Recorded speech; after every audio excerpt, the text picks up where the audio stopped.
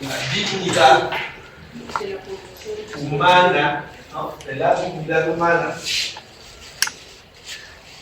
está en entredicho. Es cierto que el derecho puede lograr eso, es cierto que el derecho puede salvaguardar la dignidad humana de cada persona, sobre todo cuando él acaba de vivir y experimentar la revolución industrial. Marx va a cambiar de opinión, ¿no? Y entonces vamos a tener ahora a un Marx maduro que piensa que el derecho, el cambios positivos, no es una visión pesimista y materialista. ¿Por qué? Porque ahora sí Marx va a decir, ¿qué dijo Marx? ¿Eso lo dijiste al inicio?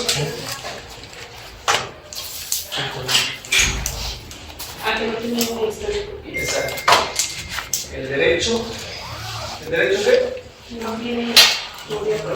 No tiene historia y naturaleza propia. ¿Qué quiere decir Marx con que el derecho no tiene naturaleza ni historia propia? Que es cambiante, ajá, ¿sí? ¿De quién depende? Si no tiene historia y naturaleza propia, ¿quién depende? De la sociedad y de los individuos. Pero en particular, como quien tiene, digamos, el poder, o sea, como los gobiernos, de la gente más como poderosa. Ajá, que dice Marx, como el derecho no tiene naturaleza ni historia propia, va a depender de los modos de producción y los modos de producción y las relaciones de producción. O sea que el derecho es, sí que eso, ¿qué es el derecho entonces? Si depende de los modos de producción y de relaciones de producción, por lo tanto el derecho es la primera, eso, es cambiante. Si no tiene naturaleza y no tiene historia propia, sino que depende de estos modos y relaciones de producción, el derecho es cambiante, ¿no? Y va a depender de estos elementos. Entonces, a Marx le va a cambiar la visión, le va a cambiar la perspectiva de lo que representa el derecho, y entonces va a comenzar a escribir una concepción, que podemos llamarla así. ¿Cuál es la concepción marxista?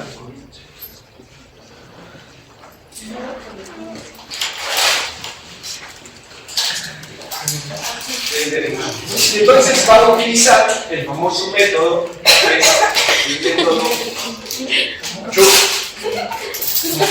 dialéctico. ¿Quién anda comiendo chetos? ¿Quién anda comiendo chetos? Acá, no sé. ¿Él? ¿Ella? Es que yo soy chismoso, pero... Ay, creo que sí. Ok, entonces va a decir Marx, si utilizamos el método dialéctico, tendríamos que tener, ¿cuál es el método dialéctico? Tendríamos que tener los famosos tres momentos representativos. En primer lugar, tesis.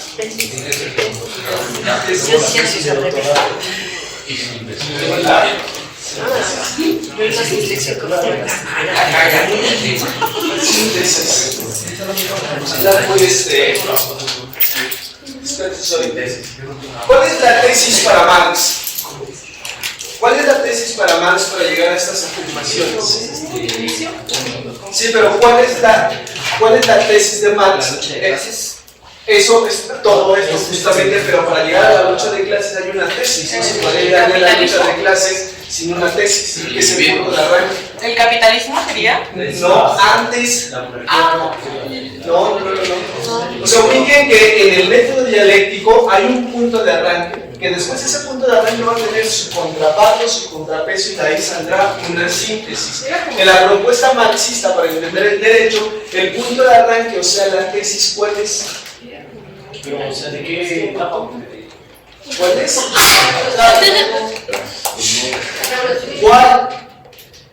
¿Cuál sería? Ajá, el punto de arranque, ¿cuál? Tiene que ver con esto justamente, pero ¿cuál?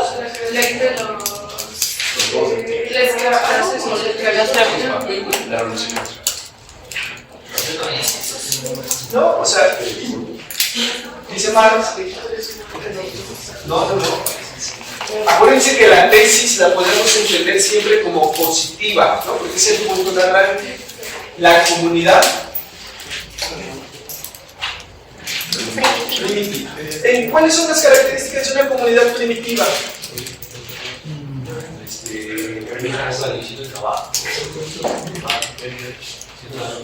Ajá, ¿cuál? A ver. Una comunidad primitiva. Una comunidad primitiva, ¿cuáles son sus características?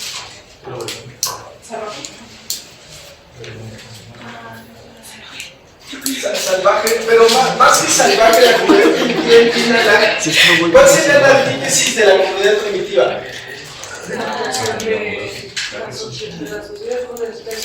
Ajá, que sería la desigualdad. Exacto. Ahora, por ejemplo, ¿cuáles son las características de la antítesis? Bueno, entiendan esta parte. Ahora díganme las características entonces de aquí. Aquí que hay, o aquí que ya no hay, aquí sí había. Ay, pues, pero no la comunidad primitiva, no la comunidad primitiva como los teotihuacanes, los mayas, sino. O sea que en ambos sistemas, o sea, y obviamente pues sistemas como políticos, jerarquías, pero en las comunidades primitivas ¿cómo vivían? Eran comunidades y era un poco más como cooperativo, no era tanto de una cuestión de competencia. Y en el capitalismo sí era más competencia por la venta y por el consumo. Eso. Grupos de familia, no hay clases sociales, hay grupos de familia, ¿no? Hay una comuna, una comunidad, ¿no? Sociedad, clases sociales. Eso, aquí ya hay, por ejemplo, clases sociales. ¿Qué hay aquí? Ahora sí. Vamos. Eso, ¿no? Claro, Pero por eso debería aprender porque no hay división.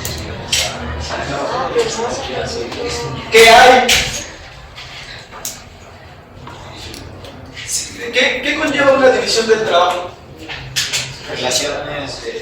Ajá, ¿qué lleva, por ejemplo, que ustedes sepan multiplicar, ustedes sepan sumar, ustedes sepan restar, ustedes no sepan nada, pues lo dividir? ¿Qué conlleva esta división de trabajo? Que yo los divida y siempre hace sumas, siempre hace restas. ¿Qué conlleva? Fragmentación, individualización, automatización. Sí, pero ¿qué lleva? Que siempre hagas tus sumas. O que siempre hagas zapatos. Alienación.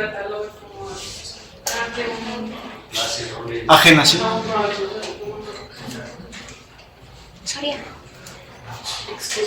Claro, no, claro, si tú sabes hacer zapatos, pues haz zapatos, ¿no?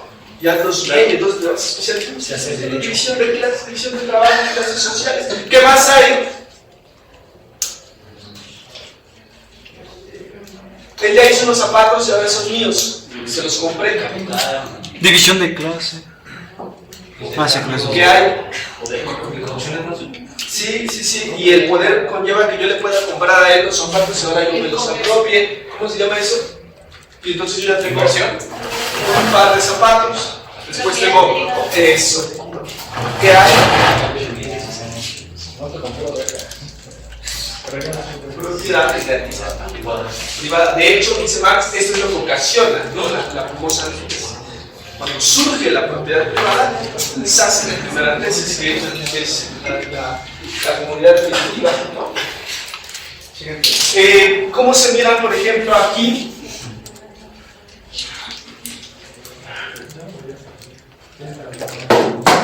Como socios, ¿no? Acá. Tú y yo ya no somos socios, ¿ahora qué somos? Eso.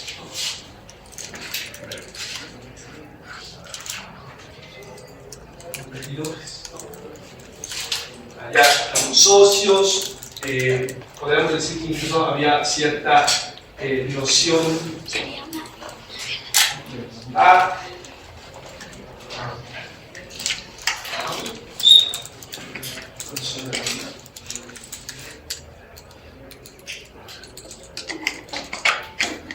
por lo tanto, dice Marx, si esto es así, podemos afirmar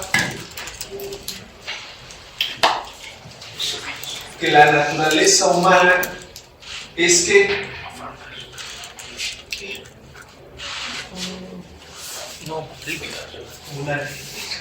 es comunal.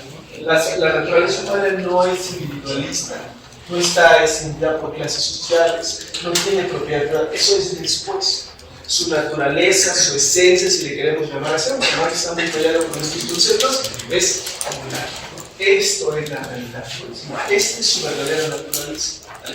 Por eso en el proceso dialéctico de Marx, a la antítesis le sigue, a la tesis le sigue una antítesis. De estos roles, luchas, surge la síntesis. ¿Cuál sería en Marx la síntesis de eso?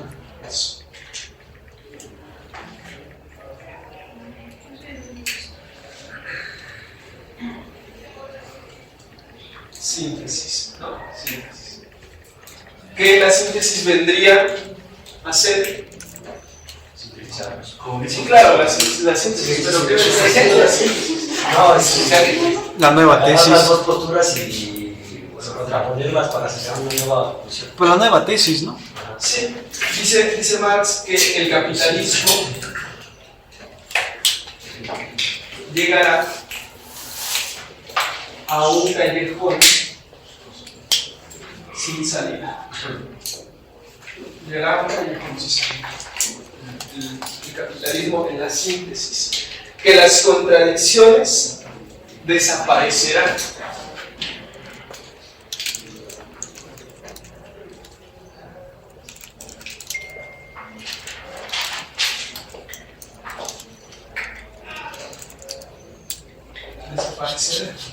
Y por lo tanto llegará la revolución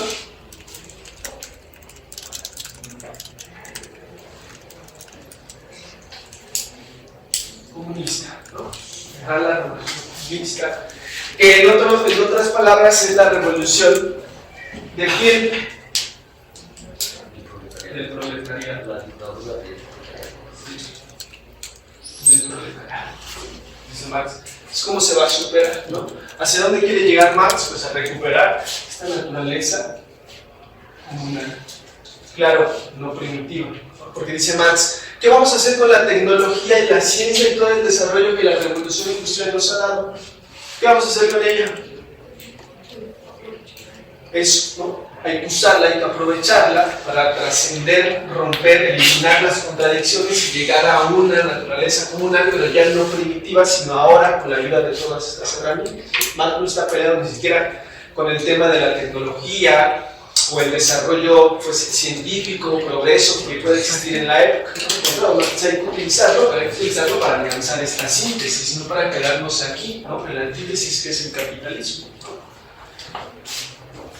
Bien, entonces,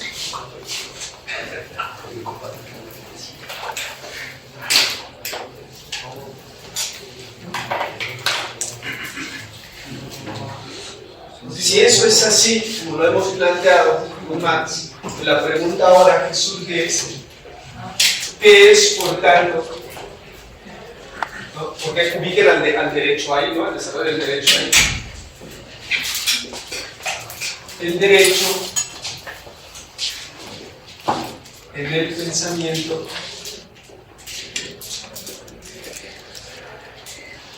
de Karl Marx. ¿Cuál es su naturaleza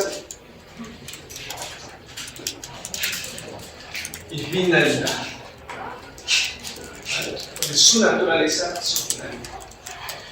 Y entonces podemos encontrar varias posibilidades o varias ideas de Marx, ¿no? A ver, piensen un poco, unos 5 minutos, si quieren pueden escribirlo en su cuaderno, si no me lo van diciendo después de que lo digas en 5 minutos. ¿Cuál sería la finalidad y la naturaleza del derecho? ¿Y qué entiende entonces Marx por derecho a partir de lo que hemos visto? Tienen siendo 3 minutos. Denle vueltas a la cabeza. ¿Qué sería para Marx el derecho entonces?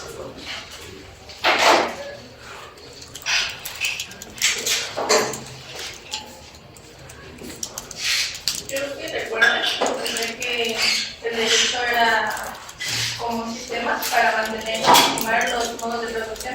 ¿Para mantener qué? Legitimar los modos de producción. Ajá. Sí, ahí va. Ahí lo entiende Marx. ¿Qué más podría ser el derecho? Un obstáculo, ¿no? El derecho como la vejez, como un... Sí, al final podríamos decir que representa un obstáculo, pero ¿para qué? Para que, o sea, un obstáculo que está ahí de clase. Para la dignidad humana, ¿no? Para el rescate de la dignidad humana, Marx va a entender que entonces el derecho pues, representa más bien un obstáculo que una ayuda o un instrumento para. ¿Sí? Dice Marx, en primer lugar, el derecho es una representación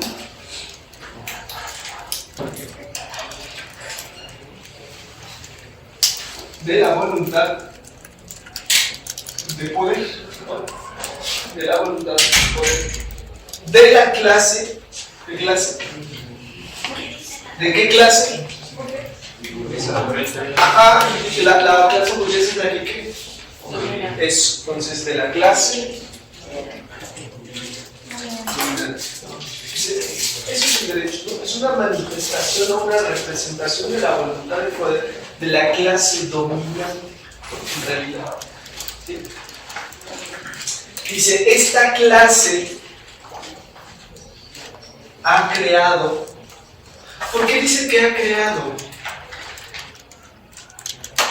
Porque la clase dominante pues es como quien mantiene, digamos, el control, ¿no? Y que se encarga de ver qué sí y qué no, digamos, es lo que se vende, entonces también vende en cierta forma ideología. Sí, después esto se va a convertir en una ideología, claro. ¿No? ¿Por qué es que ha creado? Porque acuérdense, el derecho no tiene ni propia, ¿no? Ni naturaleza ni historia propia. Si no tiene ni naturaleza ni historia propia, entonces ha sido creado por la clase dominante,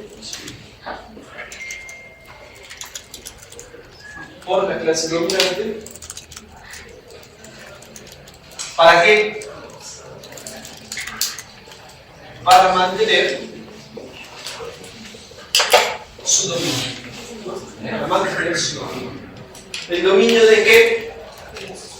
De la sociedad. ¿El dominio de qué? Pues de la clase sometida o el proletariado. Para mantener su dominio de la clase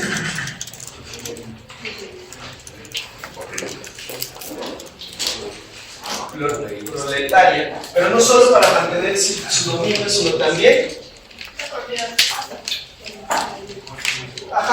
ahorita llegamos a ella, pero antes, ¿qué hago con la clase proletariada? Mantengo el dominio, pero además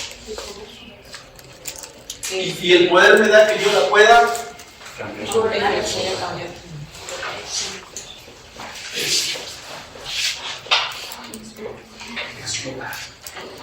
¿Qué es el derecho entonces en Marx?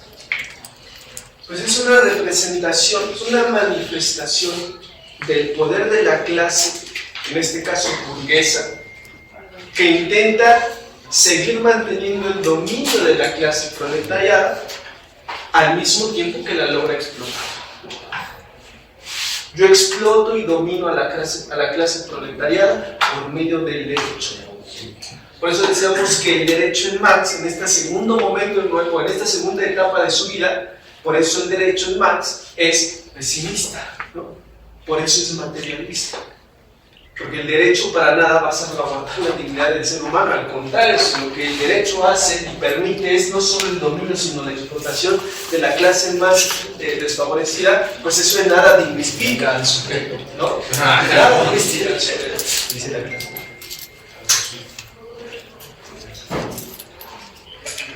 Por tanto, si nosotros nos preguntáramos ¿cuál es su fuente? Las condiciones materiales.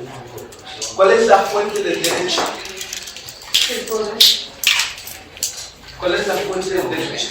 ¿De dónde emana, por ejemplo, actualmente, hoy que está de moda, de dónde emana el derecho? En la actualidad. Por ejemplo, el derecho mexicano, ¿de dónde emana?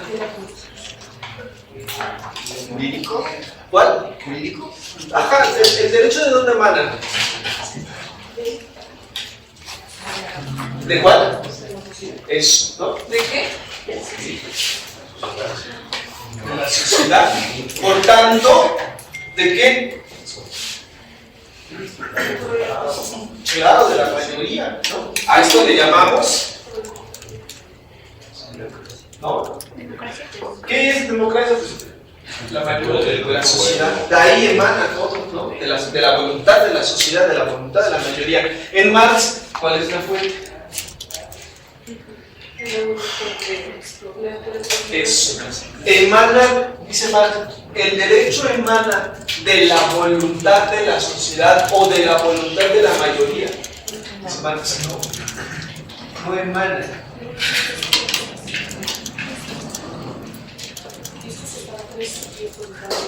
De la voluntad de la mayoría. Sino de la clase dominante. No es, por tanto, el derecho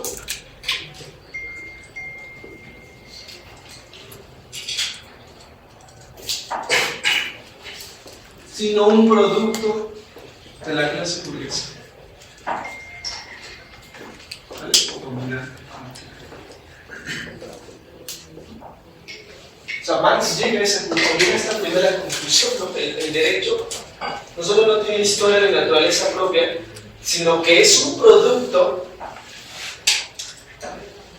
de la voluntad de los más fuertes, ¿no? De la burguesía misma.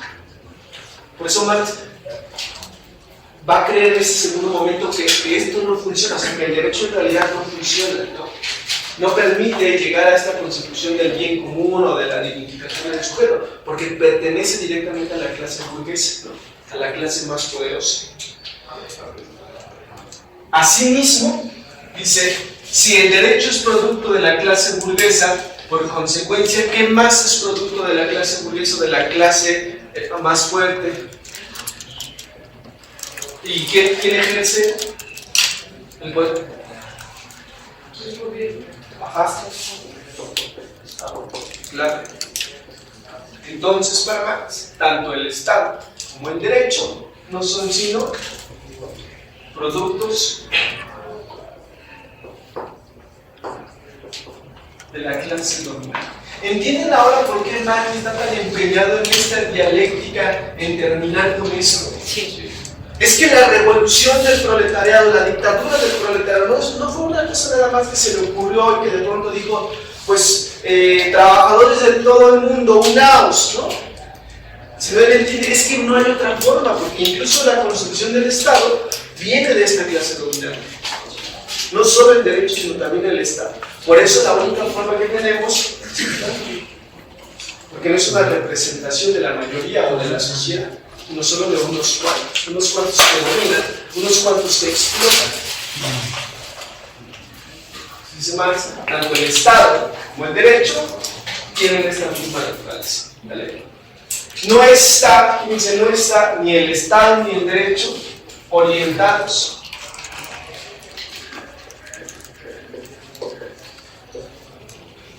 al bien común. ¿Hacia dónde se orienta el Estado y el derecho? Al bien de la clase dominante. La explotación. ¿Se podría decir que entonces la fuente es una oligarquía? Sí, totalmente. Es una fuente de unos cuantos, de los más poderosos, de los más fuertes, ¿no? De los que tienen más recursos. Esa es la fuente del derecho. Y en ningún sentido está orientado al bien común, sino a la explotación, ¿no? La explotación de la clase.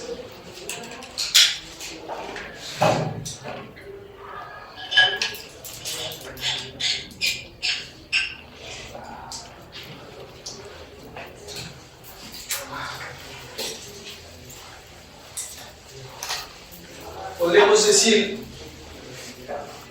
que el derecho termina siendo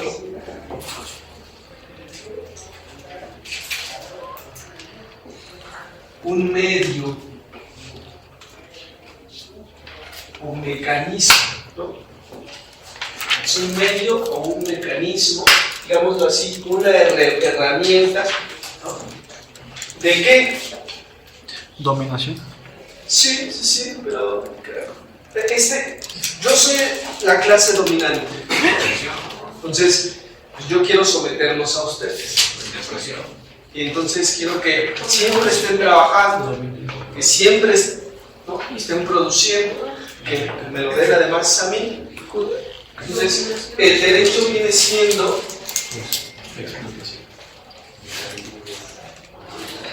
sí, pero no solo de control, sino de defensa. ¿De qué? De la judicial, la persona. De mis intereses, que son intereses particulares. O sea, fíjense hasta dónde llega el desarrollo del marco. No solo no tiene naturaleza ni historia propia, sino que además el derecho, en última instancia, no es más que una herramienta, ¿no?, un mecanismo con el cual yo puedo defender mis intereses, ¿no? Que nadie me despoje de mis intereses, ¿no? Y si alguien intenta despojarme de mis intereses, está primero el derecho constituido como leyes para prohibir, ¿no? Y dos, el Estado para castigar, someter, claro. Mis intereses están salvaguardados primero por la ley. Por eso dice, no sé, solo un ejemplo burdo, pero por eso la ley no permite, no sé, imaginen que la ley no permite qué cosa.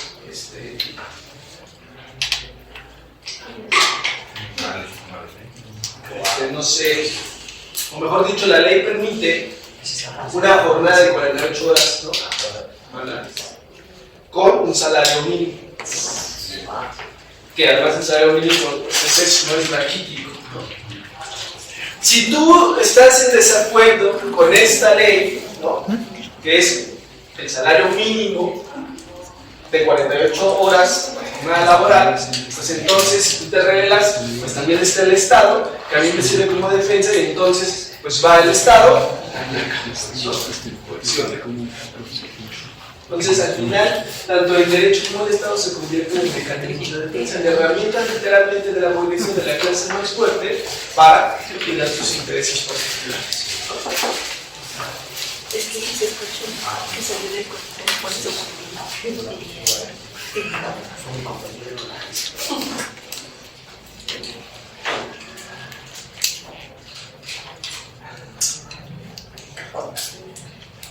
Ahora,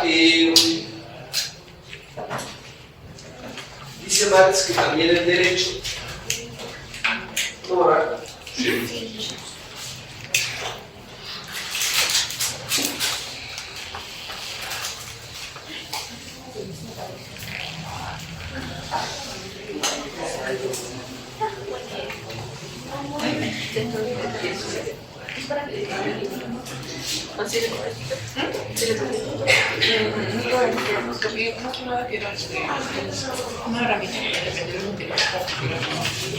Dice Marx que el Estado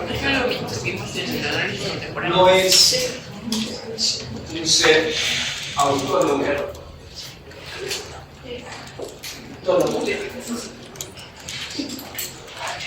ni soberano. Fíjense, esto es un poco contradictorio, o es una pequeña crítica, por ejemplo, Hobbes, ¿no? Donde Hobbes creía que justamente el Estado era el soberano, el monstruo, el leviatán, ¿no?, que gobernaba y impartía justicia. Dice, no es cierto, no es ni autónomo ni soberano el Estado. Es más bien una creación, una simple creación, ¿no?, e instrumento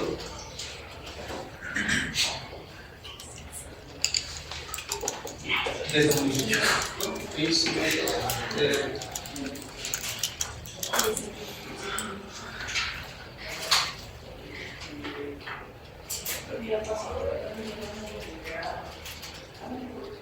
Dice más, en esta creación del Estado, pues aquí también podemos encontrar tanto el poder legislativo como el poder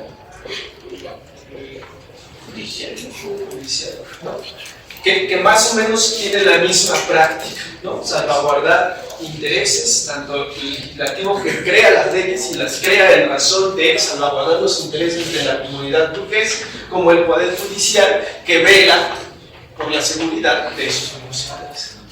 Todo el Estado, el constructo de Marx, todo el Estado es un aparato en favor de los intereses de la burguesía. Todo el Estado, prácticamente todo el Estado. Ahora, ¿cómo le hacemos para superar este momento? Pues es cuando Marx dice que tiene que llegar esta parte, digamos que es ¿cuál? ¿La cuál? La tesis. No, esta la antítesis. Esta es la antítesis, porque la tesis ¿cuál es? ¿Cuál? ¿Cuál es la tesis? La comunidad primitiva, la antítesis. ¿Cómo superamos esto? ¿Cuál es la síntesis? Dice Marx.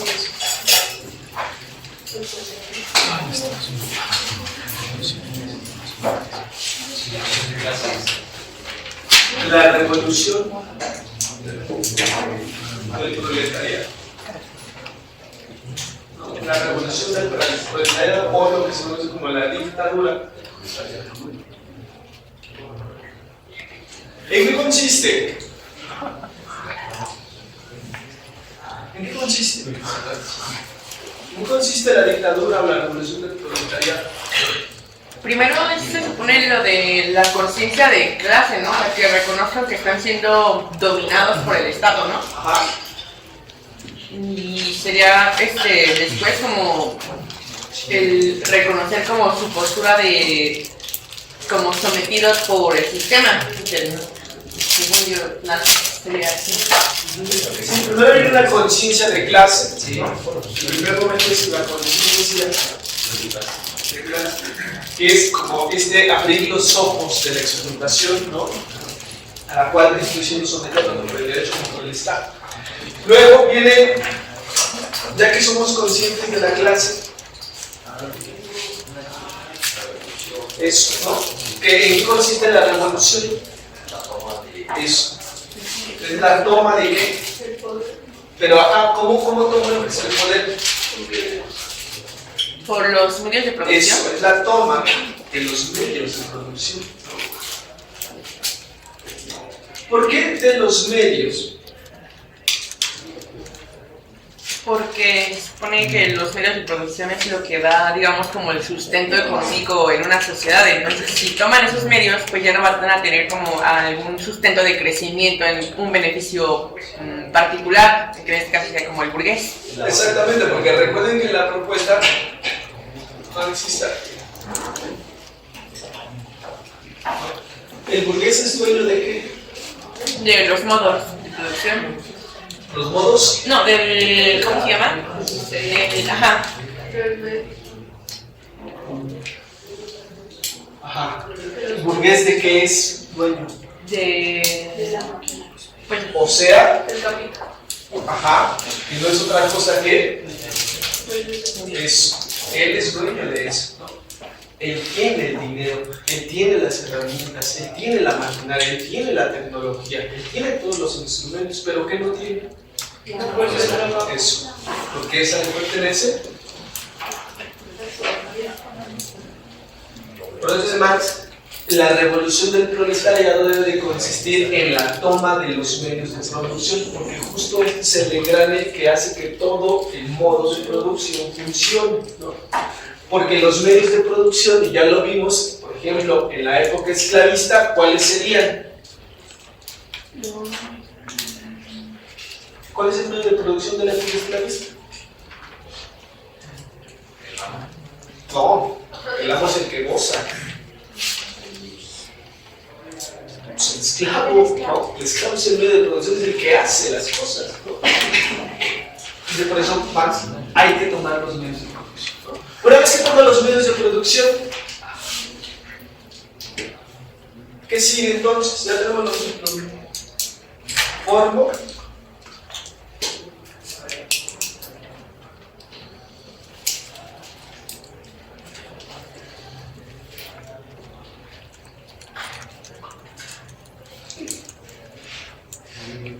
Y el despojo de la burguesía. Ahora, pregúntense, ¿no es esto lo que está proponiendo Marx al final lo mismo?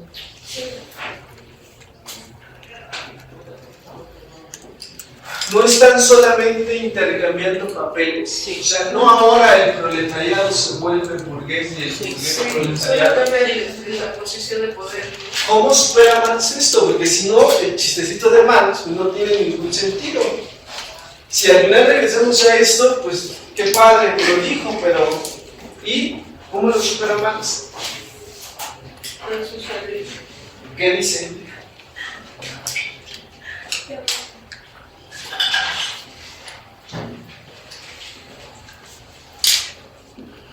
Porque aquí, en este momento, ¿no? En este momento de la síntesis, ¿no? Todavía existe esto. Y si esto todavía existe, pues es una visión pesimista, pero también hemos dicho que el derecho y el Estado son instrumentos de dominio. Si esto sigue existiendo, pero ahora quienes lo ejercen son estos, pues sigue teniendo las mismas características. ¿Cómo lo superamos? Con la desaparición de las sociales porque que esa es la síntesis. Dice Marx, sí, o sea, tienen razón, en este momento sigue existiendo esto, no se ha superado, ¿vale? Dice Marx, pero esto solo es una época o un momento de transición. Sí, dice Marx, sí es cierto, todavía en esta época, cuando incluso el proletariado toma y asume el rol de poder, todavía existe el derecho y el Estado, claro. Incluso las leyes mismas ahora van a salvaguardar a la clase proletaria. Pero no se les olvide que solo es un momento de transición. Porque lo verdaderamente importante, dice Marx, es justamente la desaparición, no solo de las clases, sino del Estado.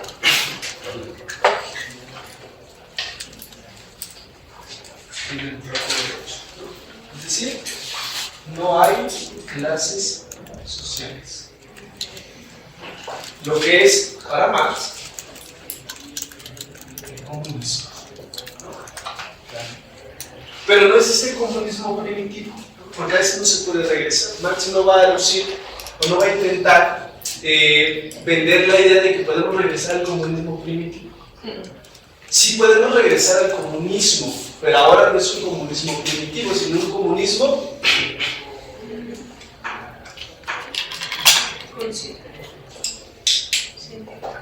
claro, ¿no?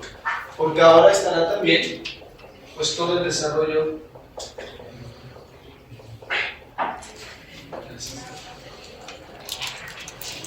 es la superación incluso del comunismo primitivo. Por eso no es el mismo comunismo, no es que Marx quiera regresar a estas épocas de las familias y de los seres primitivos. Es incluso hacer uso de la tecnología y de la ciencia, ¿no? Para desaparecer las clases sociales, ¿no?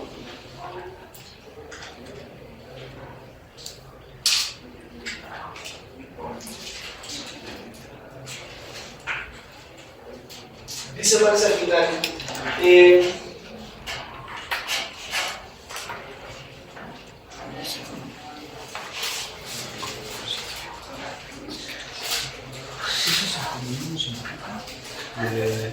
la desaparición del Estado y el derecho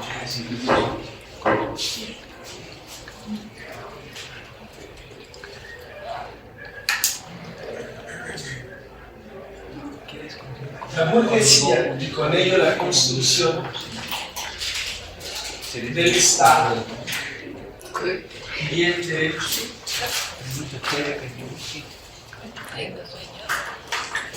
desaparecen. ¿Por qué desaparecen?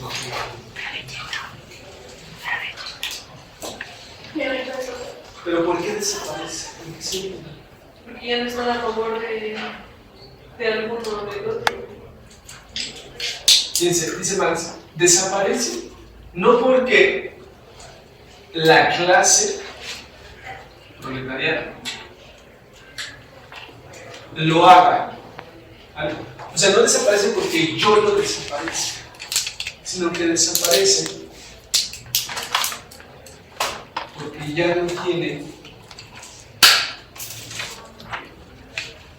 razón de ser. O sea, es inevitable, es inevitable. Ya no tiene razón de ser, ¿no? La desaparición del Estado y del derecho. Por eso en Marx, en este segundo Marx, ¿no? El derecho tiene una connotación pesimista, materialista, de obstrucción, de obstáculo a la idea del derecho. Nunca en la perspectiva de Marx, el derecho o el Estado van a propiciar esto. Nunca se va a poder alcanzar. Por eso para Marx sí es un obstáculo el tema del derecho. No sé, piensen en la actualidad, por ejemplo, el sistema de justicia mexicano. ¿Cuántas personas no están en la cárcel, quizá por delitos menores, ¿no? O cuántos están porque sin siquiera haber cometido un delito? Sin embargo, diría Marx, es que la ley, el derecho y el Estado están para salvaguardar los intereses de los poderosos. Porque el poderoso tiene para pagar un buen lugar, ¿no? Para meter amparos, para llevar a litigio, ¿no? La clase proletaria no tiene esas posibilidades, ¿no? Te dan un abogado y es un abogado que sabe de dónde, ¿no? La facultad de Derecho, ¿no? Pero sí, a lo mejor de la UVM o no sé. Veíamos, por ejemplo, el keynesianismo como modelo económico no planteaba, por ejemplo, erradicar el capitalismo, solo quitar lo más feo de él, ¿no? Como el rentismo o el capital financiero o otras cosas. Eso, por ejemplo, en el estado de bienestar de los países, en una lectura reciente, por ejemplo, leí que Alemania y otros países europeos de arriba, en el estado de bienestar, sí que lo ven como una transformación estructural enorme, ¿no? Desde las raíces, mientras que Estados Unidos e Inglaterra, el estado de bienestar solamente satisface lo mínimo para que la población no dé a inicios una revolución social, pero solamente lo mínimo. Sin embargo, seguir manteniendo pues el capitalismo y como tal toda la estructura. Entonces, no, lo ligué, ¿no? Como que seguir manteniendo solo hasta cierto límite como para que no hagamos revuelta. Sí, incluso Marx dice que la burguesía es una sociedad, es una clase conservadora, ¿no? Es una clase conservadora que no quiere así alteraciones, pasiva incluso, dice, ¿no? Es conservadora y pasiva. ¿Por qué? Porque lo que no quiere es eso, o sea, lo que no quiere es que haya revueltas, que haya levantamientos, que haya protestas, lo que quiere es que el status quo se mantenga, ¿no? Por eso al burgués pues, se le conoce como conservador, ¿no? Y lo que intenta es así, quietos, ¿no? Tranquilos. Es una clase conservadora. En cambio, dice Marx, el proletariado, por otro lado, pues es esta clase revolucionaria, activa, ¿no? Por eso habla de la conciencia de clase. El burgués nunca la va a tener, ¿no? Nunca la va a tener. Porque tiene privilegios, ¿no? Porque tiene hasta cierto punto pues un estatus que le permite sin ningún problema vivir, ¿no? Vivir sin cuestionarse. ¿Para qué te cuestiones cualquier cosa, no? No es necesario, tienes una vida buena, tienes todos los medios, todo tu alcance, no hay necesidad, ¿no? Pero es que allá afuera hay algunos ahí, Nicolitas, rebeldes, que quieren mi casa, que me apedrean, ¿no? Ah, pues construye algo para someter. Y si más claro, pues es el derecho del Estado. Porque además es lo legítimo. No es que yo lo haga violentamente incurriendo en actos que no hago. Lo cual dice es muy ingenioso por parte de la burguesía, porque la burguesía construye todo un aparato legal para justificar. pues, todo un constructo legal, ¿no? O sea, en ningún momento se violenta la ley o el Estado de Derecho, ¿no? Todo está al margen del propio Estado de Derecho. Claro, un Estado de Derecho a favor, en este caso, de la policía. Sí, muy bien. ¿Alguna pregunta? ¿Algo? ¿Alguna cuestión? Yo. Sí. ¿Qué dice ahí? ¿Dónde? Abajo de dictadura. ¿Bajo de por aquí? Ah, No sé. Despojo. No sé. No sé. Despejo. Despojo. Hay que despejarlo de burguesía de cosas. Por eso es que, fíjense, es sumamente complejo la propuesta marxista. Por eso es tan criticada, sobre todo en países, por ejemplo, como la URSS, como Cuba, como Venezuela, como Corea del Norte, ¿no? Porque parecía ser que en realidad esta propuesta marxista, por lo menos hasta ahora, lo que nos muestra la historia, es que se queda aquí, ¿no? En el momento de transición, que no logra superar el momento de transición, ¿no? Por eso la Cuba comunista, la Venezuela comunista, ¿no? La URSS comunista, la Corea comunista, siguen teniendo clases sociales y es en crisis, ¿no? Porque al final siguen teniendo una clase o una sociedad con clases, ¿no? Con una burguesía que le podemos llamar presidente, que le podemos llamar camarada, ¿no? Le podemos llamar compañero, ¿no? Pero al final siguen los estratos que siguen repartiendo. Por eso es que en la realidad la propuesta marxista ha fallado, ¿no? Y es la gran crítica. Es que esto es irreal. O sea, dar el salto de este momento de transición a el momento comunista es bien difícil, ¿no? Esto sí, la revolución y que los proletariados tomen los medios, eso sí, ¿no? Y ha pasado. Pero después salir de este trance ya es bien complejo. Ya es súper difícil, ¿no? Por eso, pues, es utopismo, ¿no? Las utopías. ¿Qué es difícil? Me perdí. Salir de este momento de transición. O sea, que esté la burguesía, que el proletariado asalte a la burguesía y tome los medios de producción, eso sí, la historia nos lo va a demostrar. Sí. Revoluciones, independencias, 4T, etc. Pero después salir de ese momento de transición es bien difícil. Nunca lo hemos logrado. O sea, ¿Cómo? sí se ha logrado en la historia. Históricamente no. No hay un solo país, no hay una sola sociedad en la historia del mundo que haya logrado salir del momento de transición. Por eso la URSS desapareció. Por eso Corea del Norte está en crisis. Por eso Venezuela descendió. Por eso Cuba decidió ya salir de ese modelo e irse apegando un poco más al capitalismo.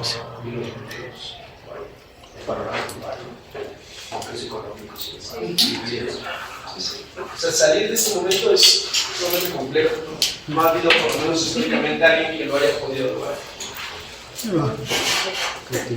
Bien, pues ahí está. Esta es un poco la propuesta de Marx respecto al derecho. Una propuesta un poco pesimista, ¿no? Pero bueno, ¿se entiende? ¿Se entiende? Se entiende. Muy bien. Para terminar, desde hace 8 días, pero un poco porque me atrasé y luego pero no pude venir. Vamos a hacer nuestro debate con los que platicamos sobre Marx. A ver. La mitad es marxista, la otra mitad no lo es. ¿En qué sentido? La mitad está a favor de la propuesta de Marx de que el derecho y el Estado son instrumentos para la clase. La otra mitad no, la otra mitad cree que el derecho y el Estado sí son instrumentos para la consecución del bien común, ¿no? ¿Vale? Ya está decidido el debate. ¿Ya está decidido? No está decidido, porque es un debate. Entonces, son 2, 4, 6, 8, 10, 12, 13, 14, 15, 16, 18, 20,